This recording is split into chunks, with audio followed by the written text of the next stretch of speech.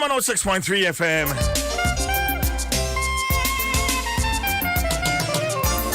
Akasiman son and on song abo.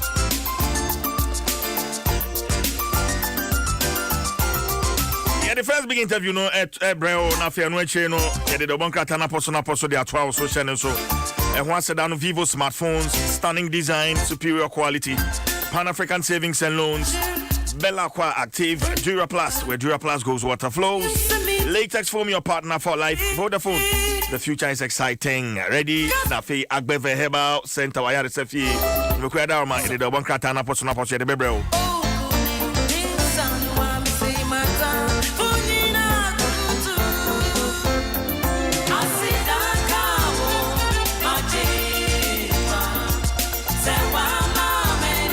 Well, you're going to Brunya. Kwamukafo wamama hoso pa highway robbers. And in fact, and I pay never say I share the general security situation. Yeah, kwa twaba bronya so eba. And run apart me train kwamo. Issues of highway robbery.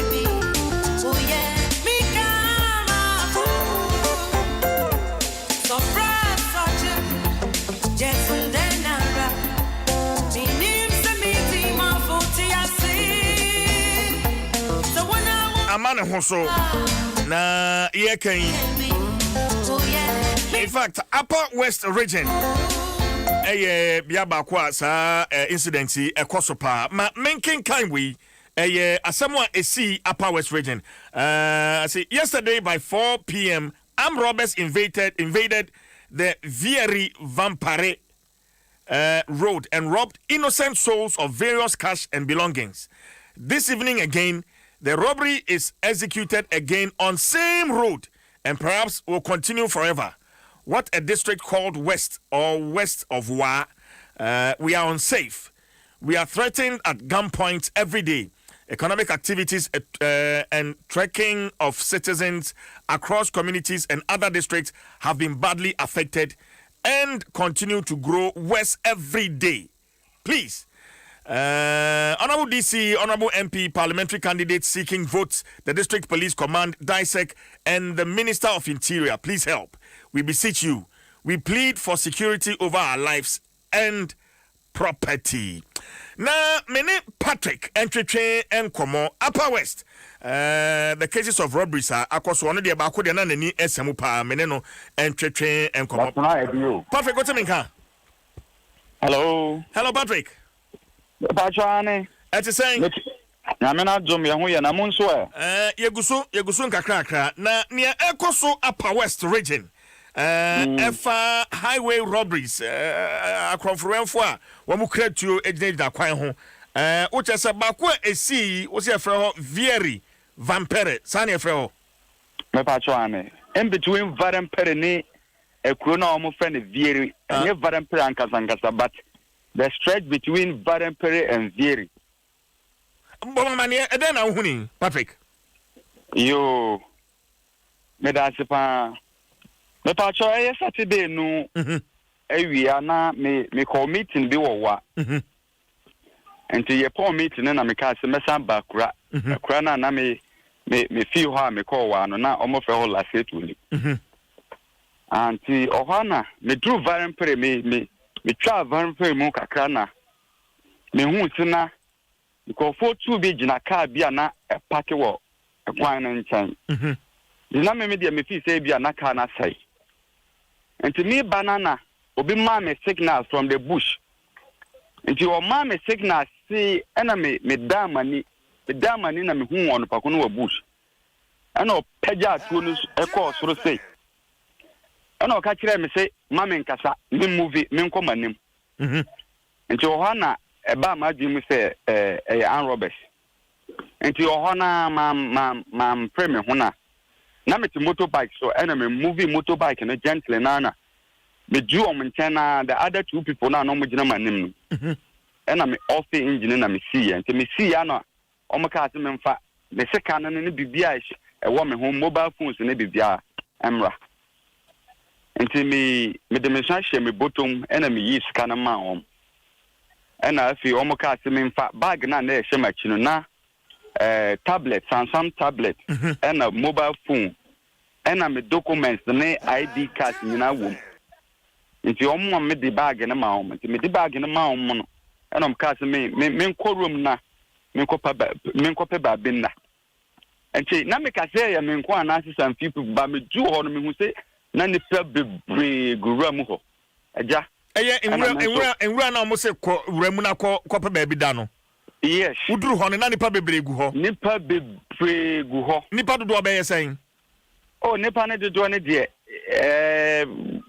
men ka se over 100 because now I'm giant no over 100 seriously because me koda ho no we also made other people close to an hour close to an hour the cars ne motorbikes ne motorcades ne other pedestrians na omo banyina no na omo nso omo beka ye ho bi nti actually no me da ho no na but the two people now omo draw you close to me no na omo ye flani for nti actually obako for sa ba ho beka se so when him see car na se mobile phone e show ho na 1 year ma na actually omo ye omo personal search no omo ho a eno ane se omo bekun but na me I was on a smoke na me she smoke into na mobile phone back she me bottom into no kanana another car was coming from the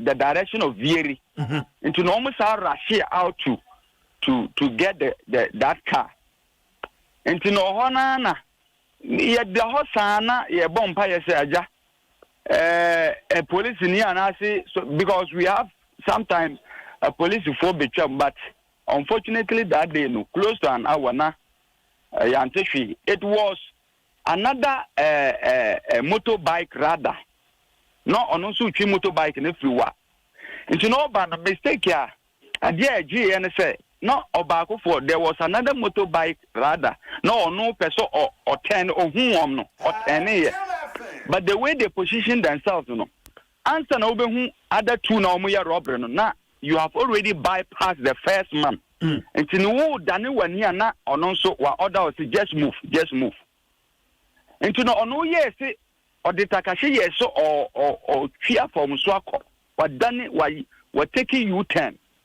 and it compelled the other one and not or room no say he has to come out from the bush and cross him nti no ono make it that attempt to say or bab on the highway no there was still another motorbike rather not or fear him or banto hunu and no take you to and no shout here don't move and he didn't mind he left so movie and no targeting no two ni pay nyamen chadi anya no into escape ya no moka se nyina yen sorry from the bush omo mutita mu no kwana kwatena wo ka mu so wo use motorbike no for motorbike Patrick, internet say mo na mo wura mu nyina no mo bikes ne mo cars ne ade nyina na apake o kwan no ho kwan nche either do ma wa push bike into the bush but near ma omo anomo baleka no hu say arrow because cars na be doorso and the motorbike is so like that one you could still see from afar nti nyina motorbikes ne cars ne nyina egugu kwan nchen o mama ya park sometimes right, they will force you to push the motorbike or the car a bit into the bush. Then those who are yet to come, no, and those who are still coming, no.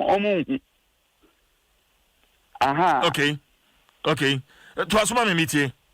Enti, yes, shoot other guy now, no. Then he escaped or journey into the Varenpere community. To do her no, say information the best spread it. And they still rob about 2 or 3 people. They still omunyanko for 2 to 3. Or what you know, Mokase, or big biaranko fan motorbike, or mutika munukona no come no movie. And to me, P. No. And I mean, who say me documents and me ID cards in almost kata. Almost shooting in a guano, so. But bag no tablet and then the Canadian. any ATM card. Na me hu. Nti na me sesa pieces na omo ahwe agu kwan so no. Nti omo dwane ko share ewura mu kakra. Na ye de ye fi so omo ko. Nti ye se ye sesa pieces na omo ahwe agu kwan so no. Nti o ho na omo sa efi ewura mu sa bedu ye se omo se ye nko na stella ye dagena ha. Or ye they actually threatened to shoot. And obako for kita can't this very main kind of say cutlass. Into no or the America no do no the cutlass not shoot three so another umba bio no they shum pam. Into no san my yin in rashi and the leftover of our tents no the. So that was what happened on the Saturday. Sir, Mrante, na omusha mask ana wamani muda ho. Yes, some omusha mask no apart from the nose mask ne main kind of say cap, but senkomu ye obi a wonimoma you could identify them because they have not covered oman closely omo face ni totally. You could see them apart from omo hair. Ni head nankazana, but the face you could see the eyeball there apart from the nose. So they have not covered themselves totally. Omo inclusion who totally, but omo cover part of their faces. Usha wa mumfie no age range ni be saying Patrick. Oh, sana mesha no omo kasi nankazanga obeye. So let's say around 28 the on your one unit power should be around 28 yes down from 16 to 28 because near no kita cutlass no no the oyakwala kra oyakwala I guess or no be between the ages of 16 and 18 no almost so asanko enkwala kra no almost so. But in recent times armed robbery attacker akos was stretch no so any ana ebiasi that you let me say within these 2 weeks because the very Saturday night robbery, the very Wednesday to that Saturday, people were robbed. A friend of mine was no can be because you call say you call some and social before this EC Jumana Mubabe this December election. You call her a friend catch them so much in the phone. It was Wednesday, so they robbed on the Wednesday. Omo robbery Wednesday and a Saturday me free where but no robbery. But before that Wednesday no more robbery. So within these 2 weeks, no, and omo robbery 3 times just within that age. But and me na a baby honest yet because even yesterday, omo robbery Saturday, the Sunday almost a robbery, but not that on the same but close. Almost a robbery. And almost shitty regional MPP's communication director. Yes. On a bullet. So, unrobbery cases in the Koswa, they be almost every day. And yet they say, but on that very stretch, 3 times within this week or 2. That's a opache very varampere stretch, no honomono. That's a very sensitive, or dear, that almost robbery. And we are even suspecting, say, and then they will still come back to rob. Because I say, we don't have any option. So, you only have to submit. Now, why in your bayana at the end of the day, Omo Robuiana, Yamen say, what does it come na? What pay Babiko? Okay, because yes, Omo security, you know, and yet that tight, and yet that strong. But near who to Saturday no and the woman pra obia answering kwa. Is that correct? Yes, Saturday ni the obia answering kwa. Obia so empra. Yes, after the shooting no make it say no move be so obi say adan ya nyawana. Did we get you like abubana kawana but like because I back out no they didn't allow us to stand until no meant to be but there was shooting and so for I suspect to say baby cry someone might be hit by the bullet but not a life taken away. And not therefore a life being taken away. I'm very sure. Okay, a tuben and no mukra. Yes, 2 nana omubam and AK-47. 2 nana near war room in the amendment, but 2 now mobam and China on Beji, Messican behind the AK-47. Hey! So clearly, Patrick, you feel unsafe, Upper West, Honomono, as a Moda Muntiminda. I know there, and Papa, my good brother, near Saturday, Nidia. It's always 50-50 between life and death because what the whole I want to mention it. I want to mention it. It's when it's one day, po. What down when in Swa. And that's one for Baby. I just say, Umpire Bono Yami. And this is the understand I am say, Yahanadia. Oh, sorry, I know a bumpire. It was surprising because broad daylight between the hours of 2:30 and 3:30.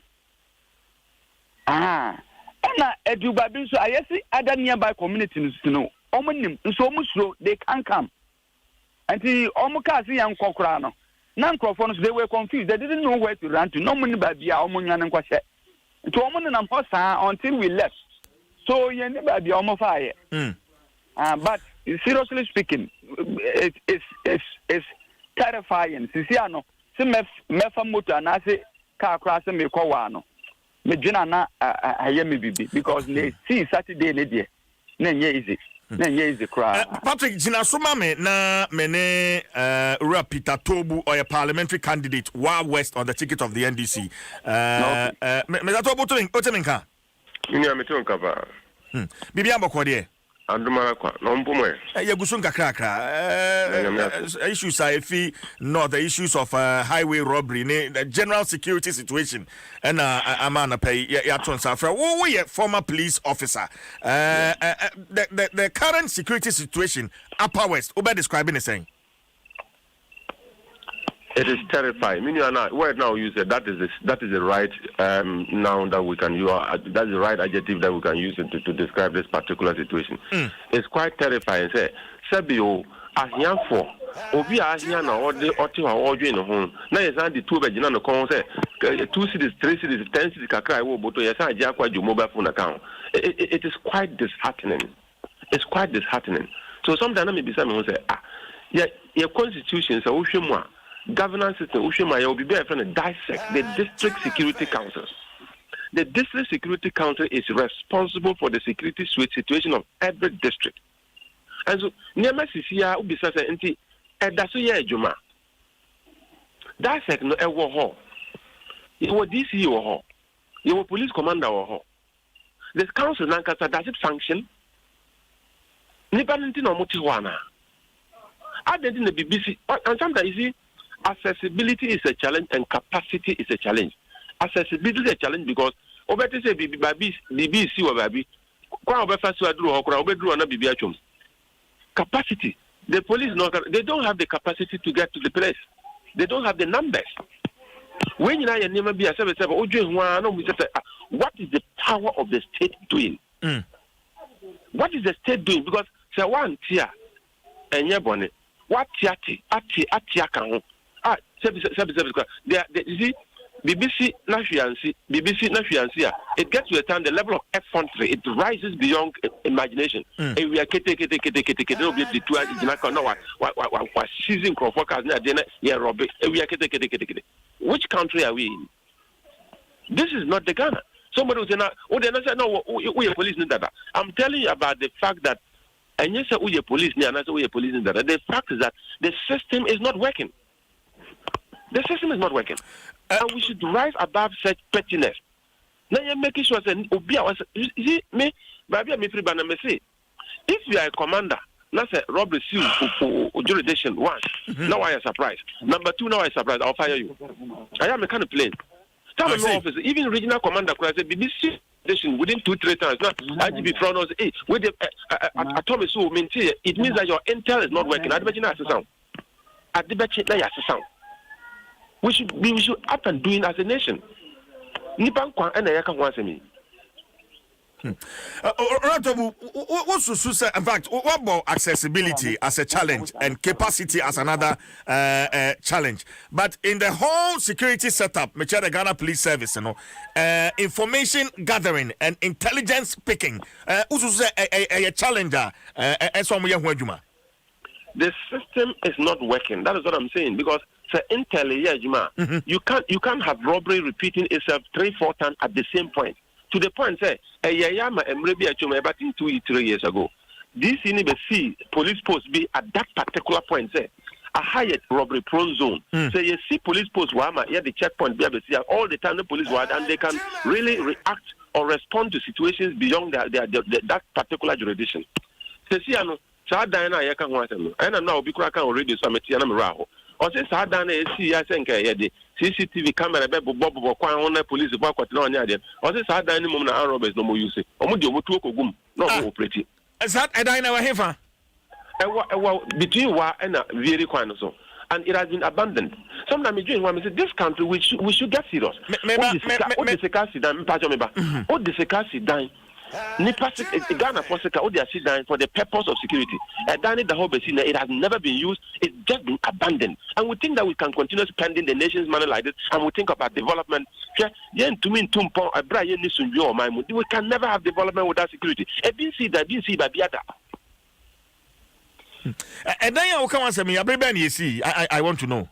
I can't be specific, but say 2018, actually 2018 almost is I see. It's just a simple police post robbery pro area. Basically, as you spending this much amount of money, and they see that for the purpose of security. It has never been put in use. It's just been abandoned. And sometimes you ask yourself, oh, with the level of experience I am being who be this not be seven in previous.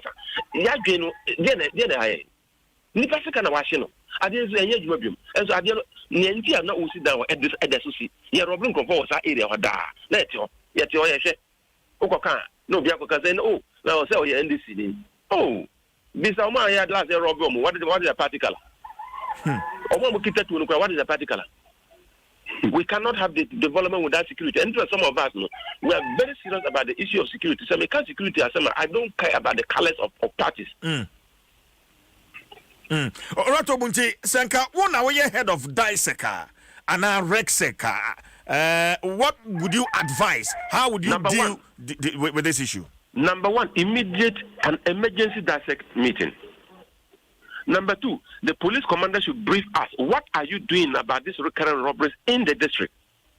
And the police commander's briefing, it is expected that he will tell us what he's doing, what he wants to do and cannot do, and why he cannot do it, the capacity challenges, and we quickly invite the region to see if they can support. Because we can have a regional team deployed in that particular area for a month or two on just a routine operation. And this one will resolve the matter. If you don't have capacity and you don't have the personnel, you can have support from outside.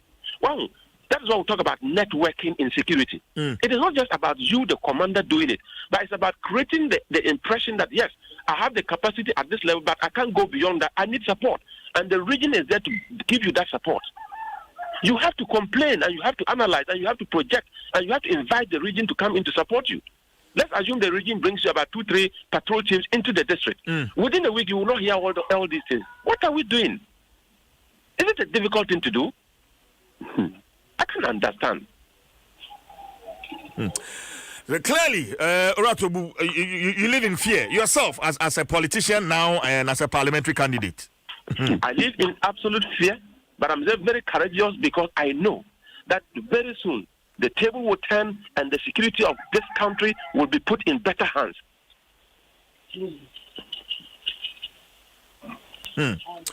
Ratobu, and question, Yakasa, what a hotel.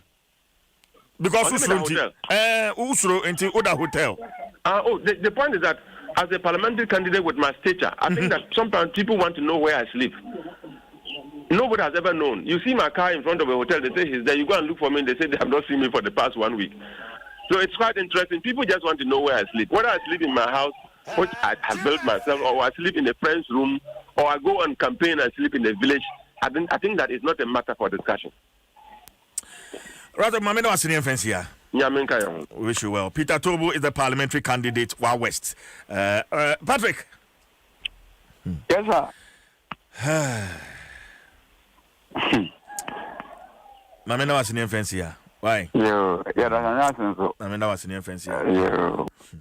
I don't know 6.3 FM. Jason Sam, Shannon Sumami, we are live on a number of affiliates. Maybe out here in Cafe Biano on a panel and a pay yam watching. Edawase, so do a video or the ato time 90.9 FM in Soko. Ichicha will be Bechemus. So we are live on High Radio 103.1. Udru Dua on Quanta, a higher charity 99.9 FM. In Takradi, we are live on Good News FM. You do Seshi Debiswa, a higher Vision FM. Yejin Soso, a higher Alive FM. Pandain Soti and Kawasase FM. Tamale, ABC Radio, Esunye, and Kranzan So Uti and Kawacha FM. Seshi Gaboso, Radio Rainbow, Esunye, Medium, Achamada, Ofia 105.9 FM. So, any, you do Techiman, so a higher Free FM. So, you do Elmina, so, not just a higher Asafo. 99.1 FM. Jafric Radio, Ewo Japan. Nanaya Pop, good morning to you. Nafe Yedue Kumfinso, Aminchia Amanda Ando, and Busafa, one more Global Information Center. Nina Yenchicha, one more. Mejibrena Fima Kenkai, some of the messages are about through. Na Afe Yetimi, Ako Yanim, Shannon Susa. Fa ma me Minchia Ura Aiku Kranten Afrikiko Riverfront Resort Ewo Akosombo Ura Kranten. Good morning to you. Enra Kratafi Office of the Special Prosecutor Ebai.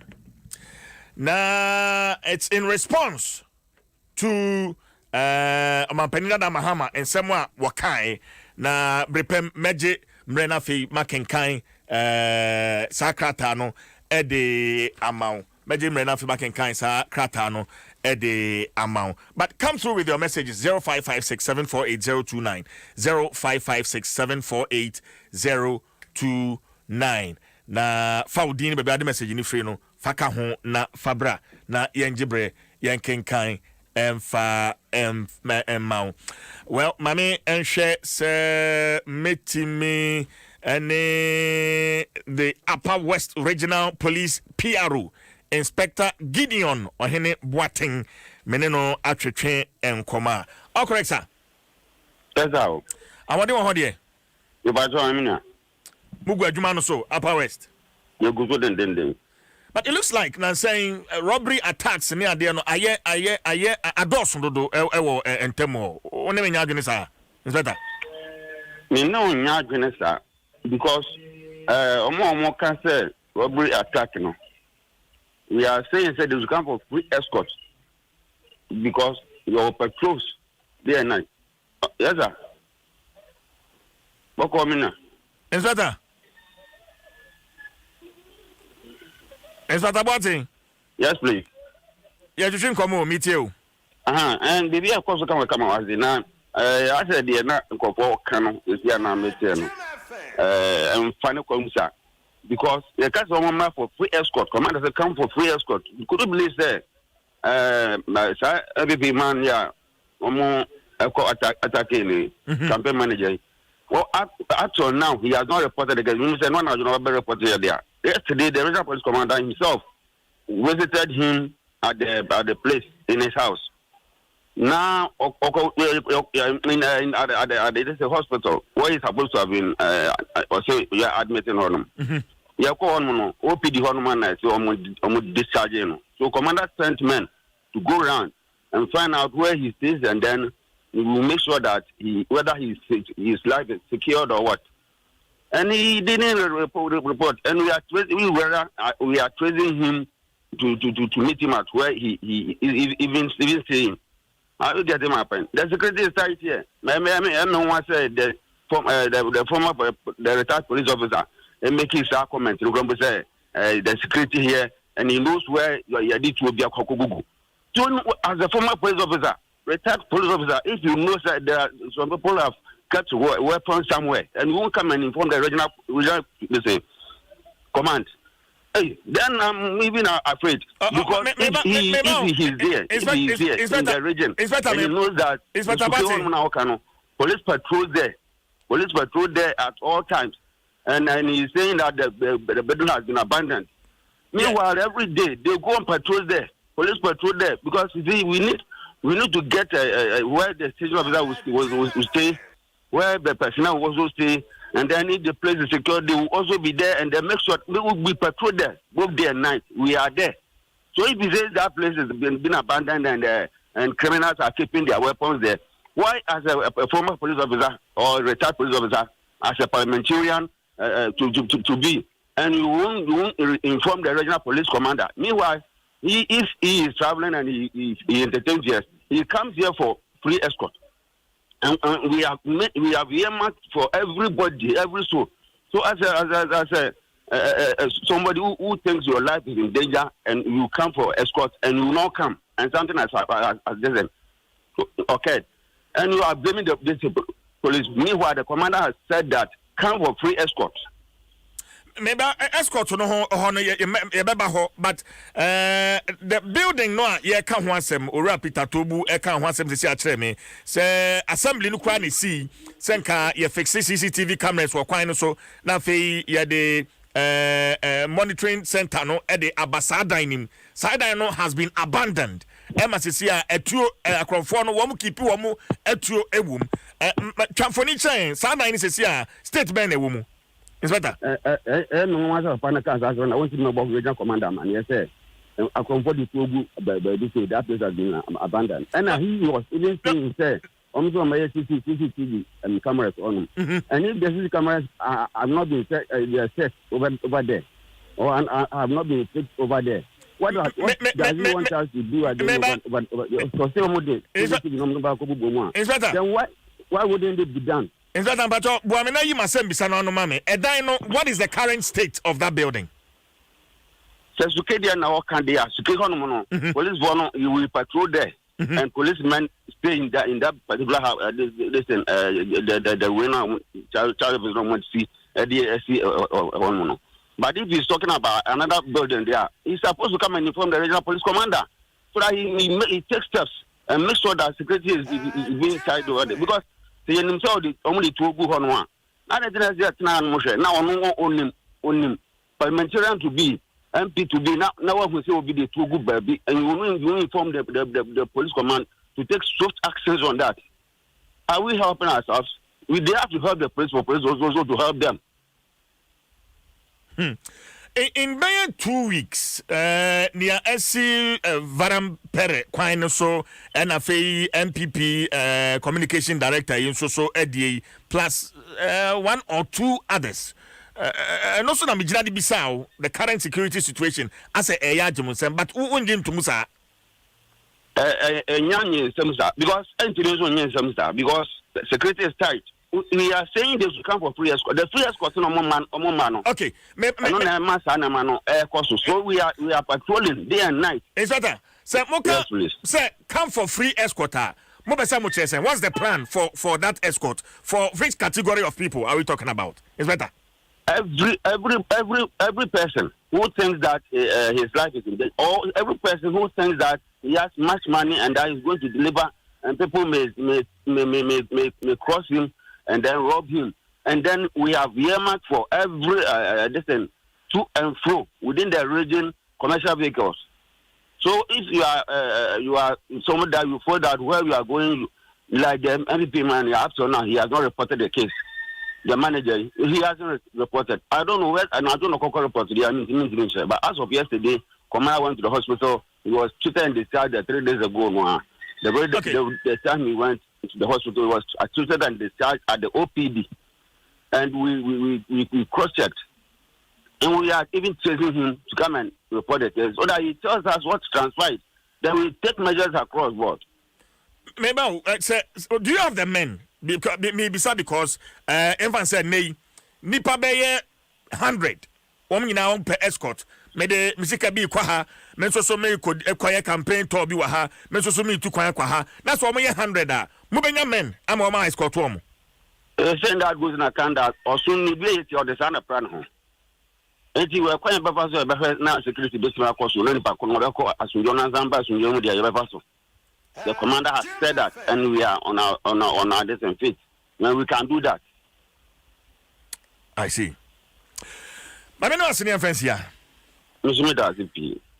Inspector Gideon Ohineboating is the Upper West Regional Police PR Runamino at Train and Commonado 106.3 FM. Shannon so said, what's an Isika and Vodafone so a free Vodafone cash?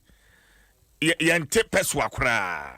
To say networks in Caribbean was send 100 Ghana.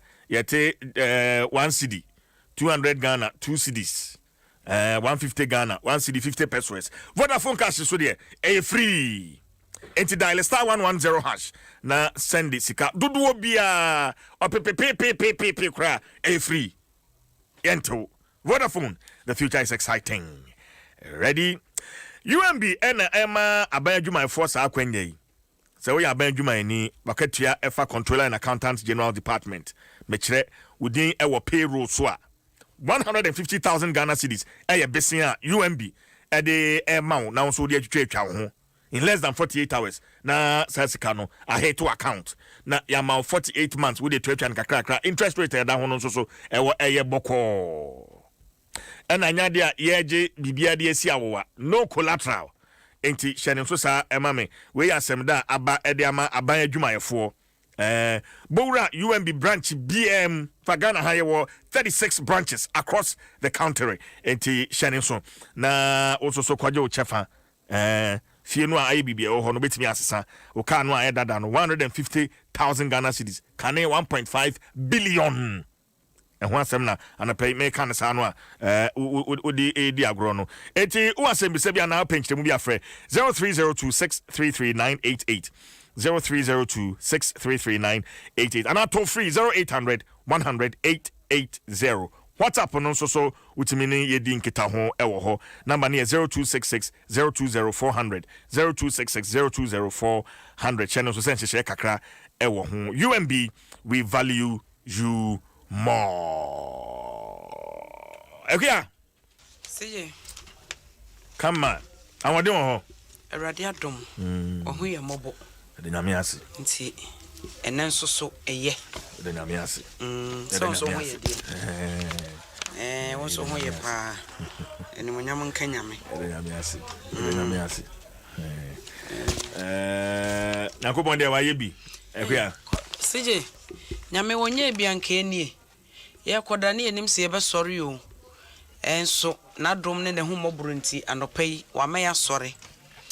Ena odi ye fra chiri baby. Ebia ma me kwa homa no so mra na one kwa kunyira mo ntwen me ame papa the chancellor Nasem University Osofo Gabriel Ansa wo chesem koma na pa me twetwe no wo kakraka. Papa Yes, sir. Good morning. Good morning. Apomoy. Yes, Wadumbo Musoe. Nyamiadum yahu ye. Papa, enkoma iguso etwetwe na so wo bibika wada ma yenti o. Enya chancellor ni misu me yesofo but me ye chancellor. Oh, okay. We ye chancellor ba. Oh, okay. Oh, okay. Okay. Yenti why? Mr. Sa I'm robbery asem na ekoso. Adibia ha mi papa. Ebrebi mi bo me humodi mi badu me fem kra po ba me nya obi a obe sheda receive me. But 2014 me organize program bi wo Empotem ha baby ami wo so many area baby mi wo. Nyame da bibi di kire mi. Say I'm Roberts Babe sorry wo kuro ni mu 14th July 2014. 14th July 2014 na nyame da sa na ade ni di kire mi. Enti ade American mi ma mi baptist asori bi awa ha omo ni menye sa asori na me ko but me organize yo mo because of sa program and I bompae wo hu say am Robert sa mo be sorry e wo Ghana e di sa juman freestyle e ban nyame mboa na omo chi wo mo na am Robert no enye say omo amu Robert enye say omo sorry ke no mo Robert bebre wo mo a omo ko training ansa. So bacho ma mimbisa udin ansa wo so udin ni the same. Sofo Gabriel. Ah, okay. Sofo Gabriel. Okay. Yeah. Okay. And the nyame ni kire mi say Amrobe say be sorry wɔ nim na bebre kɔ training. Omu sorry keke embe robu omu kɔ training. Ansa na mo ba kwan no so. Ɛna de to so mienu ni say enkrofo bebre ba be kunkum omu ho wɔ nim. Ɛna me bisa nyame say de nti na omu ba. Hello Sofo. Okay. Abia. Say Sofo Gabriel. Na homa no ate. Na homa no ate ko. Na nkomo no so na nkenya ya nke betie pa. Me gidi say Joshua Tigu. Omo be keka ne mesie na ye nya nkomo na nke betie. Na ya hwede etue mu. Me kwaku. Ziye. Radio adom ya se she. Kwaku tu hwefu. Me kwaku. E pese de prove a point nya mitimi ade nyina ye. What you say? Na e pese de prove say enye nyamedin sabe oni friend beta hwehwe na to ase ono na ne doba Kristo wode ne tie my god ene ntesu e de sa nipa yade obi anani afra wode te nani kwakukọ sanka wokase wo hwepa ye wiase nanka sabe obi beka se nyansanim ko entesu ko ene anwea ko but nyame yeye ko what you say ntino o mai na kwaku no na pampema pa na pampema pa de guma pampem no eye wo dia brade betutu tin ma so de ja no usimi nkoyi amikoyi ene e ba na boko you've made your point. Yeah, that's it. Why? Minyi nkoyi waka mate eja ai say eyi mami ya ne bayare na eyi obi a obeba bia eyi akwara dia no hwa hio ina akwara na nani ase fitasi akwara dia yare na onfa ne hospital was na we abai na akwara dia obewo onfa ne hospital was ba ko ba no ma me oba ne yare do jiska na fa ne hospital was masa wona onim hospital kwan naga ti waka se mi koyie no sao esa me chop barber shop ne ba it's true na there say me na barber shop na buy Mike 2 ho and now is my review Mike 2 ho good morning to you my brother Mike 2 you are welcome but what can kind kata ifi Ramat na midua asoye ho no e ma ken kan bi nyene nyina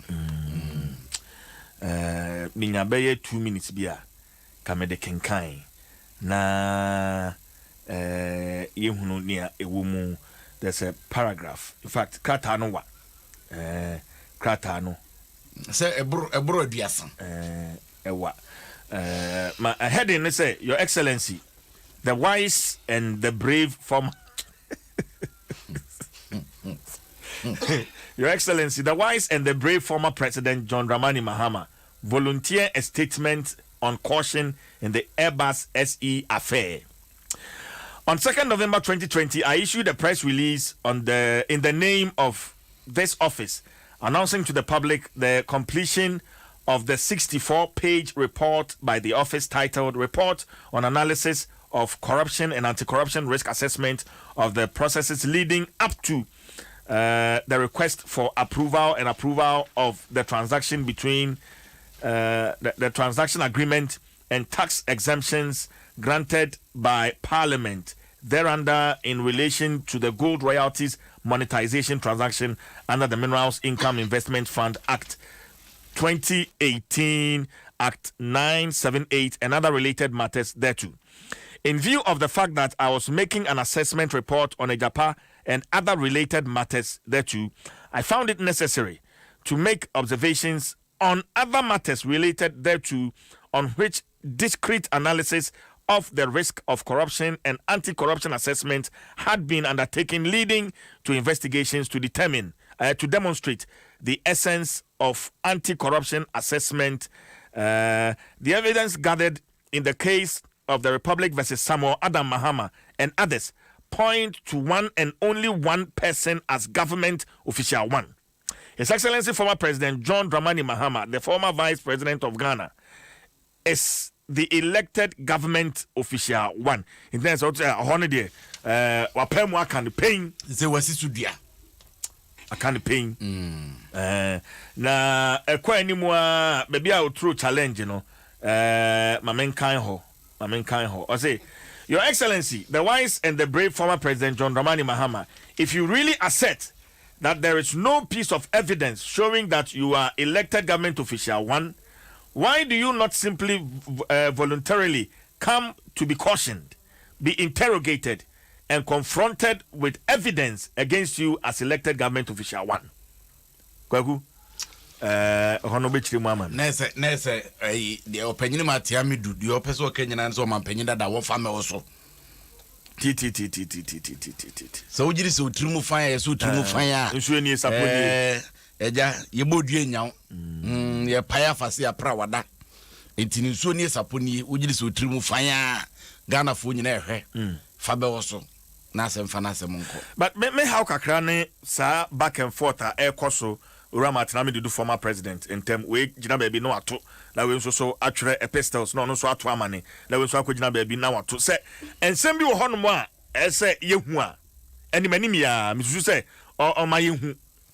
So even though in the last report, no, what can I say? Because of Abra Yumu, Yakako Twabaninti, 1% will be fierce here. I to sign a money, Twabani we are now will be a fire on Penina Mahama, what the Barber Tuja. So then, why?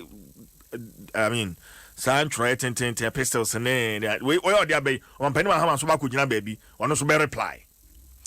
CJ ye beneden so omone ya fa omadwuma no monim de omoye nti omone nim bra omoha omode bebe bo aye de ne sa ba o se kama Ghana 40 na wo hwem frama na ebo no so frama na ebo no bebie gina na hydro pa highly inflammable na za haya na frama bo say de CJ ya be kama Ghanaian Times the crowd na dey here. Make it a daily graphic. Meba answer na obeshase no ma menkai tie for say MTN caller tunes. Na what be able to me at the 1,000 Ghana. But so men so 4,000 and sana grand price no 15,000 Ghana cedis. Bet me I order just by downloading your favorite song via MTN caller tune channel. Bet me I download you know if you wako pay caller tune. Bet me I renew or existing caller tune. Na where we need big because we are good together. Enti ma MTN no enye dwuma mfa ma send the start fako 1355 and dial star 1355 hash na for subscribe to share kakra we dey for you everywhere you go. Are you a fresh graduate looking for ways to earn a living?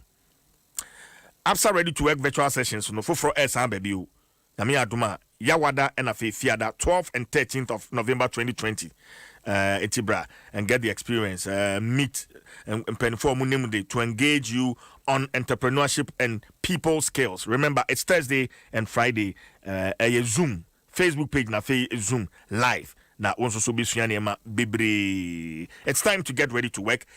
That's Africana City, that's Absa. Okay. CJ Daily Graphic. My friend Daily Graphic and Mount Anopay. What I say about your commissaire Ebun Conte free a bra.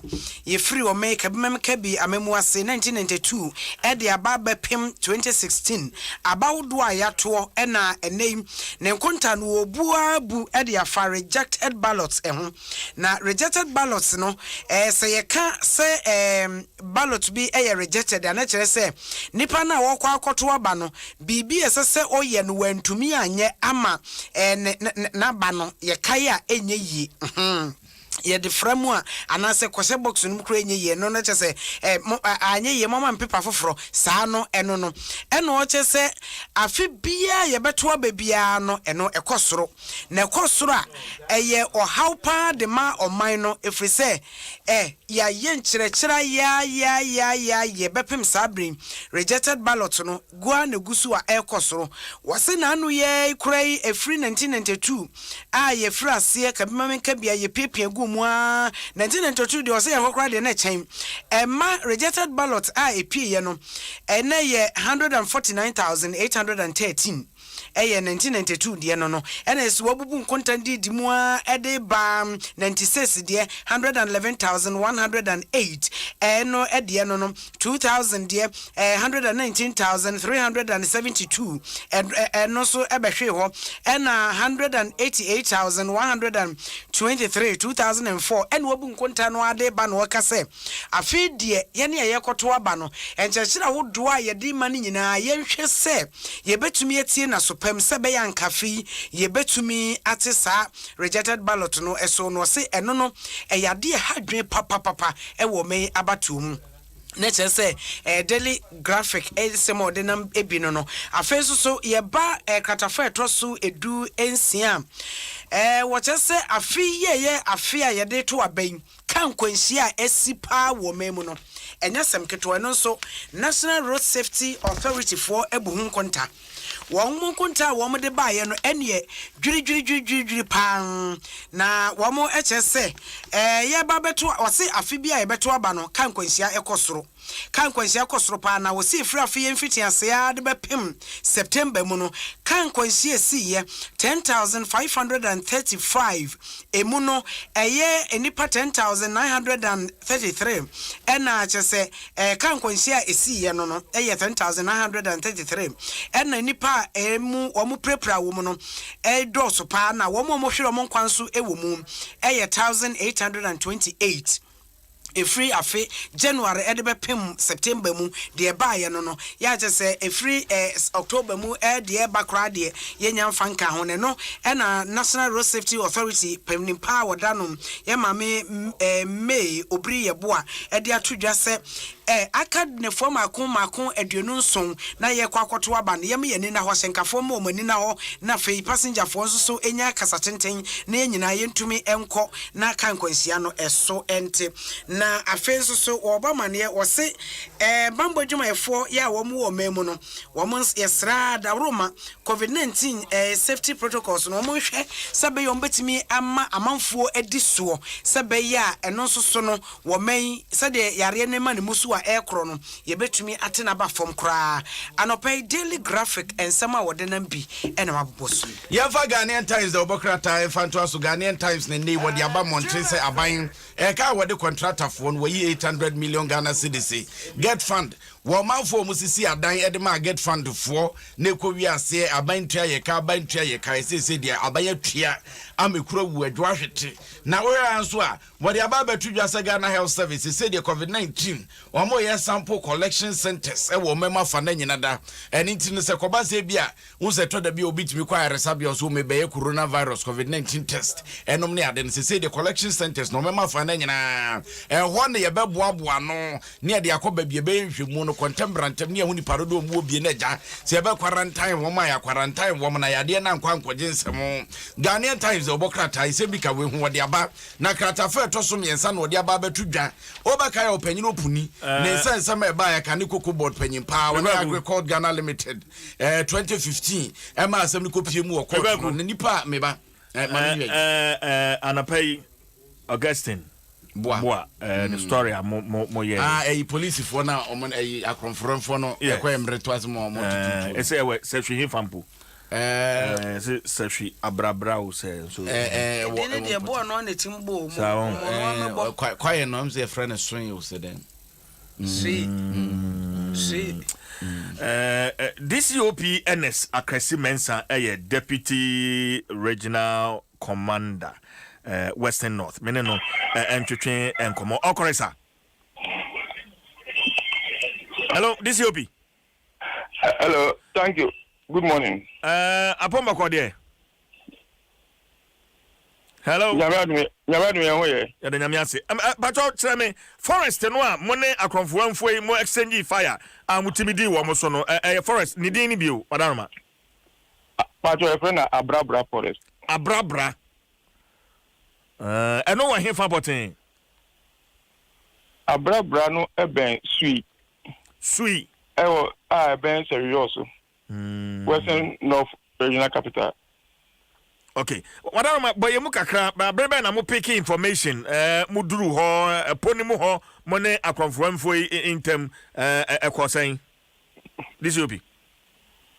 Yo, I know how much in the best no nine any information say. And go for be free a ye or move free a coupon as Eastern region. Now, or move free a year as a bahu machino.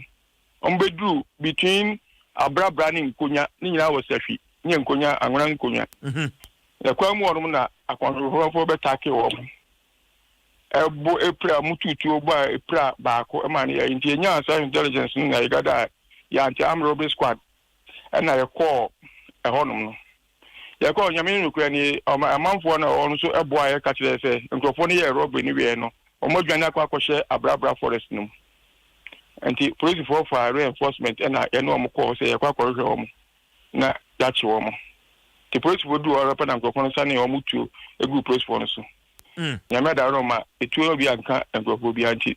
A master no more years and police wants to open fire. And the chasey woman. The chasey one, na a quatimi conya, aye. Baco, a corner. Na Baco, I can one surprise, non sentimental. And I'm you know I can't get no Bacos were proud with Johnny, Homo Johnny. Tobacco, I know a prano, here in a hospital, a blue cross on us. I see. Mrante, we'll share one more in fear. By saying, Between 20 and 30 years. Between 20 and 30 years. 30 years. Cases of armed robbery at Saquine, so this UP. Of late, yet, and propose a robbery at the ICC Western North Wasi, especially time where Coco season at Bruna, I in Crophone, and Crophota, this is cut to Quine and Crophobi Jawa. Some of them AC. Indeed, Yampen Fonso Boyama, Yadnia, until armed robbery squad at Domo Yajuma. And to be a better information via and near send your mom Mocohon. The robbery, mostly around this season, Tama, Yabi Kuku, and the 30. I see. Na me kwampo so me feel say yakwa kodi bro nya sei ade asane ma no ebetimi ama no ho so pa ana no bro nya so ka ho se bro nya ni kokozi in eteshia.